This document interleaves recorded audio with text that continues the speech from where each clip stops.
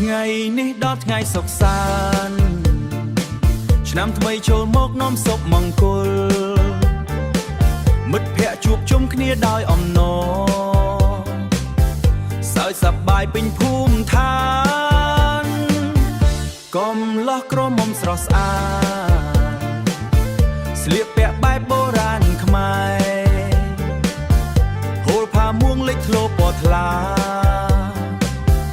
ដើរទៅវត្តជាមួយស្នាមញញឹមសំលេងសើចឮគ្រប់ទីកន្លែងល្បែងប្រជាប្រិយចាប់ដើមឡើងចោលឈូងទាញព្រាត់បោះអង្គសប្បាយរីករាយគ្មានការស្ទះស្ទើរពេលល្ងាចភ្លើងភ្លឺរលោងប្រទីបអណ្ដែតលើទឹកស្រស់ស្អាតមនុស្សជុំគ្នាអុជធូបបួងសួងសុំសុខសាន្តសម្រាប់ឆ្នាំថ្មីយើងពូនភ្នំខ្សាច់ធ្វើបុណ្យបោះបង់អាក្រក់ទាំងអស់ទៅក្រោយ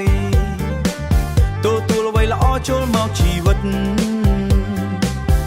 សំណាងល្អនៅចិត្តរាល់ថ្ងៃអូខេលើកដៃទាំងអស់គ្នាកុំបង្អង់យូរឆ្នាំថ្មីចូលដល់ហើយសប្បាយពុកកញ្ជ្រោជួបជុំមិត្តភ័ក្តិប្អូនញញឹមដាក់គ្នាគ្រប់ប្រានមន្តភាពជាតិសាសន៍ខ្មែរវប្បធម៌ដ៏ថ្កកុំថ្កើងអស្ចារ្យរាំលេងតាមចង្វាក់ភ្លេងខ្មែរមិនថាចាស់មិនថាក្មេងបន្តវេនពីដូនតារក្សាគេឈ្មោះឲ្យល្បីនឹងទិសសប្បាយរីករាយឆ្នាំថ្មីក្នុងទឹកដីមាតុភូមិយើងកុំលោះញញឹមមើលក្រមុំស្នេហាផ្ការីក្នុងបេះដូង